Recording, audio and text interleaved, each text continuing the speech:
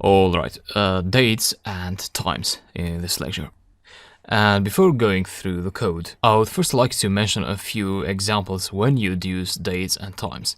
Because for now I believe you don't have much of an idea on how you're going to use dates and times in Python, or how does this code look like.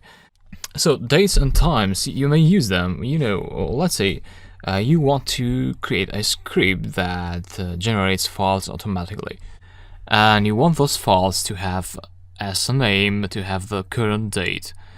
Instead of sample.txt, you'd have like 2016 and 514 and so on. So that could be, you could have a Python program where you call the program and you pass a balance of your bank account if you want to store the balance.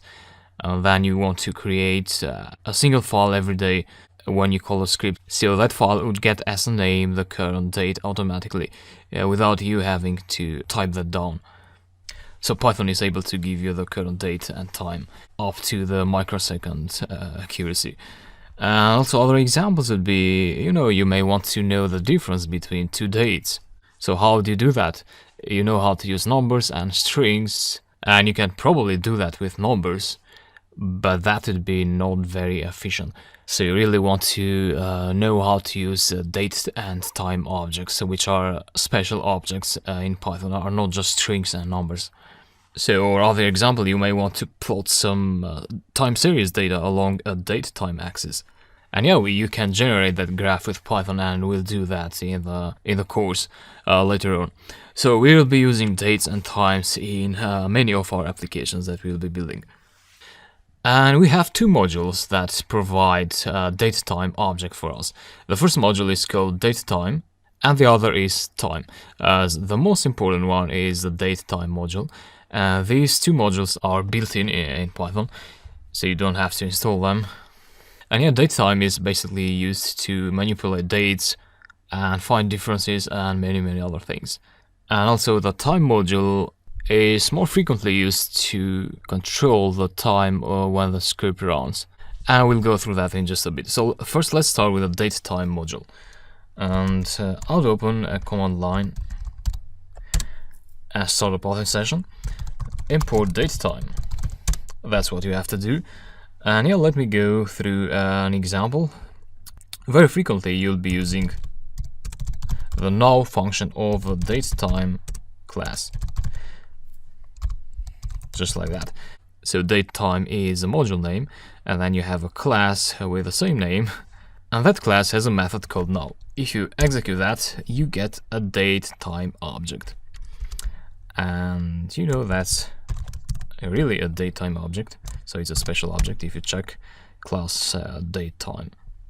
What this has is, it has a series of numbers where the first one is the current year, and then the current month, the current day, the current hour, minute, seconds, and microseconds. That means every time you execute that, you get the current time. So it was 58, now it's 59 seconds. Sorry, minutes, this is seconds. And this is dependent on your computer time. So if I change the time now, change time settings, change date and time, go 11 and press OK. If you execute that again, now it goes up to 11. So what datetime does, it just grabs the time from your computer. Yeah, let me set that back. Alright. And I seem to have put it PM, sorry about that. So yeah, this is good because you now know that this is a 24-hour system.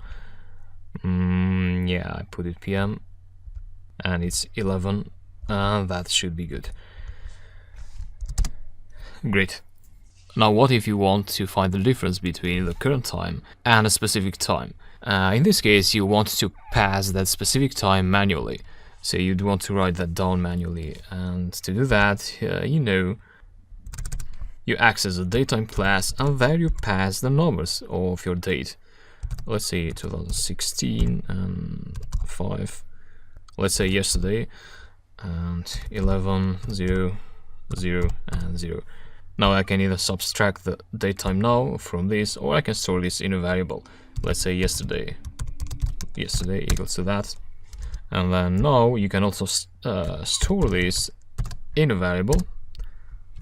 So now is this yesterday is that, and you can see that this has truncated the seconds and microseconds because you pass 0. So it's doing something intelligent.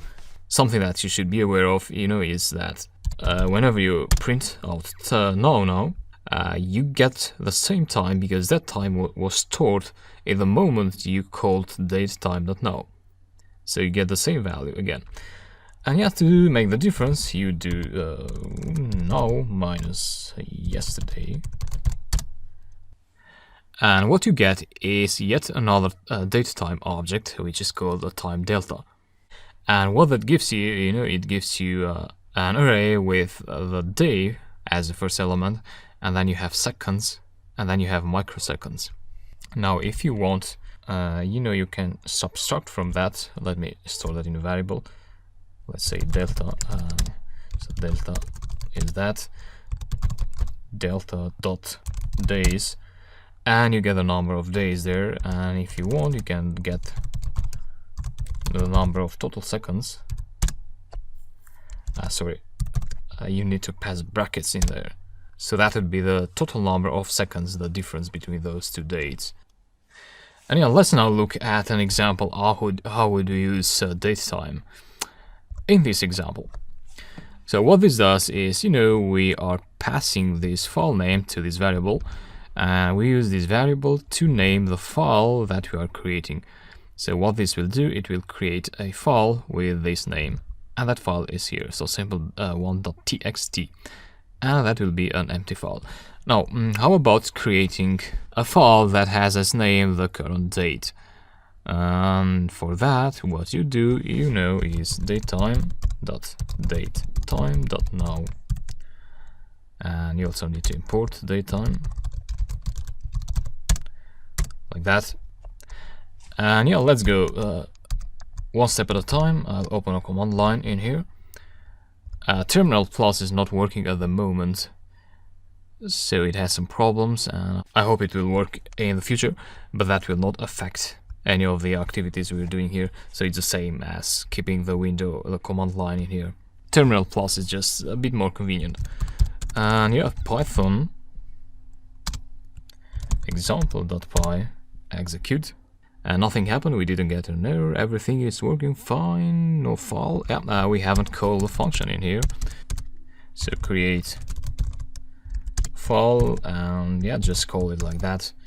Try out again, and you get an error. And the reason for that is, this is not a string object, this datetime.datetime. This is a datetime object, so when you name files, you want to use a string. So let's do just that and say string convert datetime into a string. Because that's what that will do is like now is a datetime object, but if you say string now as argument, that will be converted into a string of this format. So let's execute the script again. And this time you get yet another error. This says invalid argument. The reason for that is, Python is trying to name a file that has a colon in the name. Now that is not allowed by the operating system, so you'll get an error. So the solution here would probably be to, to convert the date and time into a format like 2016, maybe 05 and 14, 11, and so on. So you use dashes there, which are acceptable. And to do that, you want to use formatting characters. And the way you use formatting characters is like this. You have now there, so the datetime object, and then you apply the string from time methods, strf time.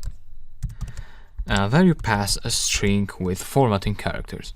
There are quite a few formatting characters actually, which you can find in this site.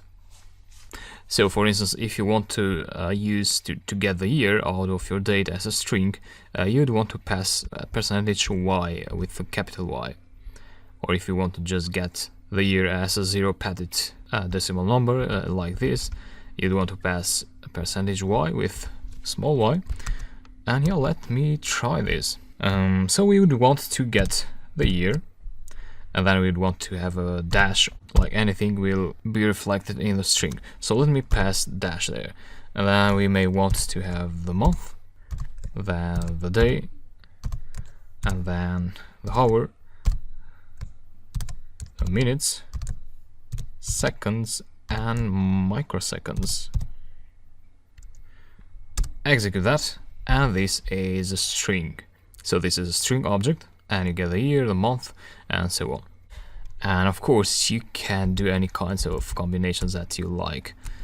So for instance, you could say b, %b, and maybe a space there, and then the year, and maybe the day. Execute that, and you get May 2016 and 14 for the day. So you can literally make any kinds of combinations that you like with this format. And yeah, let's apply this in our example. So we remove string, and what we do is, file name .str time, and then inside the strings here you'd pass year, month, and day, hour, and minutes. That would be enough. So let's keep it like that. Save that and go here to execute it. Yep, so we got a file with this name, as you see. Great, so that is working. And if you want to add something there, if you want to add an extension, txt, you'd want to say plus.txt and execute again, and you get a file with a txt extension, as you see here. And lastly, about the datetime module, we were able to subtract between 2 days, but how about adding a period of time to a date, so that we get another date? Let's go to our Python shell. So we have now, and let's add 2 days in now. What you do is, let's say after would be equal to now plus date time dot time delta, and then here you pass days equals to 2, execute, and here is after, so it's 2 days after 16. You can also pass seconds in there as a parameter, say like that, after, and this is what you get. So Python will actually get the seconds out of this, will add to the seconds, and then it will convert the remain to minutes and hours if necessary, and so on. And it will give you a correct date. That is exactly this period of time after this now date time. So that's about date time. And very quickly now, we also have a module called time. Now this comes very handy when you want to delay some actions, some operations in your Python script. For instance, let me create an empty list. And what I want to do with this list, I want to add 5 items in there. And each of these items will be the date and time. And there will be a difference of 2 seconds between these date items. And so what you want to do is create a loop. Let's say for I in range 5, 1, 2, 3, 4, lst.append date time dot now. So what I'm appending is the first iteration of the loop. I am appending the current date and time, and then I want to wait for 2 seconds, or just 1, to keep it quick. So the number you pass there is seconds. And if I execute that now, what it will happen is, the script will record the first date time in the list, and that will wait for 1 second, and that it will record the second time, and the second date time, and so it will wait for another second, and so on. and LST will be this now. Or let me print that out, for I in LST print I.